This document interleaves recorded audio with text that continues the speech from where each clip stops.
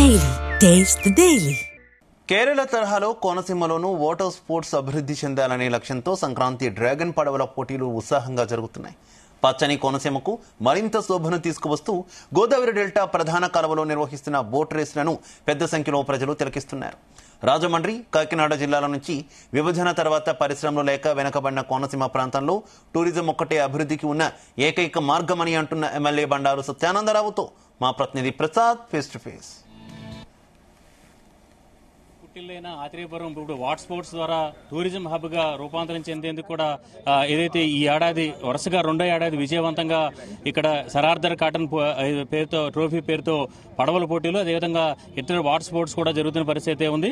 వరుసగా రెండో ఏడాది విజయవంతంగా ఈ డ్రాగన్ పడవల పోటీలు ఉత్సాహకరంగా ఇక్కడ జరుగుతున్నాయి. పెద్ద ఎత్తున సందర్శకులంతా కూడా వచ్చి ఇక్కడికి చేరుతున్నారు. ప్రస్తుతం ఇక్కడ మన చూడొచ్చు గోదావరి డెల్టా ప్రధాన కాలువలో ఈ పోటీలు అయితే జరుగుతున్నాయి. ఈ ఉత్సవాన్ని సీనియర్ ఎమ్మెల్యే బండారు సత్యానందరావు ఆధ్వర్యంలో జరుగుతున్న ఈ పోటీలకు సంబంధించి మరిన్ని వివరాలు ఆయన అడిగి తెలుసుకుందాం. సార్, ప్రధానంగా ఈ రెండో సంవత్సరం ఎలా ఉంది సార్ స్పందన? ప్రధానంగా ఈ పోటీల ద్వారా మీరు ఎలాంటి సందేశం ఇస్తున్నారు? గత సంవత్సరం జరిగిన పోటీలు చాలా ప్రజల్లో అపూర్వమైన స్పందన తీసుకొచ్చాయి. ఆ స్ఫూర్తితోటి ఈ సంవత్సరం మరింత రెట్టింపు ఉత్సాహంతో మేమందరం కూడా ఈ యొక్క పోటీ విజయవంతం చేయాలని ముందుగానే 2 నెలల ముందు నుంచి ప్లాన్ చేసి అన్ని రకాల కార్యక్రమాలు ఏర్పాట్లకు సిద్ధం చేయడం జరిగింది.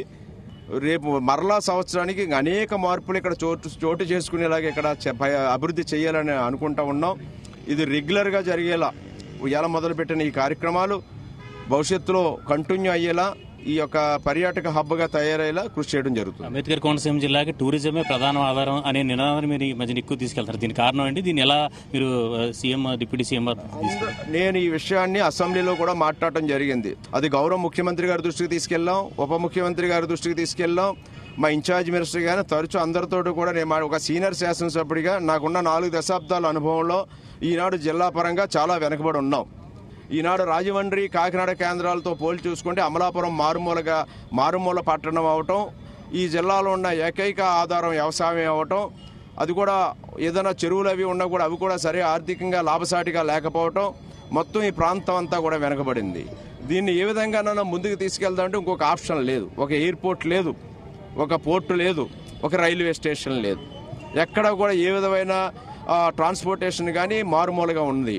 దీనిని ముందుకు తీసుకెళ్లాలంటే ఏకైక ఆధారం మాకు కనిపిస్తున్నది టూరిజం.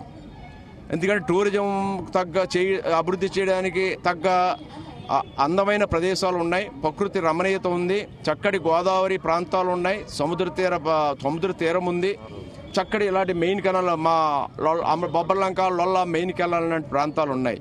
వీటన్నిటిని, ఈ దేవాలయాల్ని ఇవన్నిటిని కూడా మనం అందిపుచ్చుకుని ఉన్న అవకాశాల్లోనే దీన్ని అభివృద్ధి పరుచుకుని ఈ జిల్లా అభివృద్ధి చెందాలంటే పర్యాటకం ఒక్కటే మార్గంగా కనపడతా ఉంది. పరిశ్రమలు పెడదామని ఆలోచన చేస్తే ఇప్పుడు రాజమండ్రిలోను, కాకినాడలోను చాలా పరిశ్రమలు అండి. రాజమండ్రి, కాకినాడ అని కాదు, రాష్ట్రంలో చాలా జిల్లాల్లో ఉన్నాయి. కానీ అటువంటి అవకాశాలు మనకి ఇక్కడ లేవు. ఒక 2 పరిశ్రమలు, ఏదైనా ఒక పెద్ద పరిశ్రమ పట్టుకొచ్చి ఇప్పుడు ముఖ్యమంత్రి గారి మీద ఒత్తిడి తీసుకొచ్చి లేదా ఒక పెద్ద పారిశ్రామికతను పట్టుకొచ్చి ఇక్కడ పరిశ్రమ పెట్టాయంటే మనం పెట్టలేం. దానికి కారణం ఇక్కడ ల్యాండ్ అవైలబిలిటీ లేదు, ఇక్కడ ఉన్న అవకాశాలు లేవు. ఈనాడు ఈ యొక్క టూరిజం ద్వారా గత సంవత్సరం మేమే చేశాం. ఈ సంవత్సరం ప్రభుత్వం ద్వారా సహకారం నిధులు అందించారు. అదేవిధంగా ఎస్యానంలో అక్కడ బీచ్ ఫెస్టివల్కి ప్రభుత్వోత్సవంగా ముందుకు తీసుకెళ్తున్నారు. అదేవిధంగా జగ్గన తోట ప్రబల తీర్థం స్టేట్ వైడ్ ఫెస్టివల్గా నోటిఫై చేసి దాన్ని ముందుకు తీసుకెళ్తున్నారు. అలాగే ఇక్కడ ఆత్రేయపురంలో అంతర్వేదిలో ఈ రకంగా ఇటువంటి కార్యక్రమాలన్నీ జరగాలి. టూరిజం ఒక్కటే మార్గం అని మేము అటు ప్రయాణం చేస్తూ ఉన్నాం.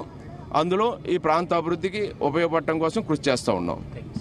ఇది ఏదైతే విజయవంతంగా జరుగుతున్న ఏదైతే ఈ వాటర్ స్పోర్ట్స్ ఆత్రేయపురం సంక్రాంతి సంబరాల్లో భాగంగా వాటర్ స్పోర్ట్స్ ద్వారా ఒక ప్రధానమైన నినాదం కోనసీమ ఏదైతే జిల్లాలుగా విడిపోయిన తూర్పుగోదావరి, కాకినాడ నుంచి విడిపోయిన కోనసీమ జిల్లాకు టూరిజం మాత్రమే ఆధారం కాబట్టి ఖచ్చితంగా ఎలాంటి కార్యక్రమాలు జరిగేలాగా తాను ముందుకు తీసుకెళ్తారని చెప్పి కూడా సీనియర్ ఎమ్మెల్యే బండారు సత్యానందరావు చెప్తారు. మొత్తం మీద ఈ ఏడాది కూడా విజయవంతంగా ఇక్కడ ఆత్రేయపురంలో పడవల పోటీలు, వాటర్ స్పోర్ట్స్ కూడా జరుగుతున్న పరిస్థితి అయితే ఉంది.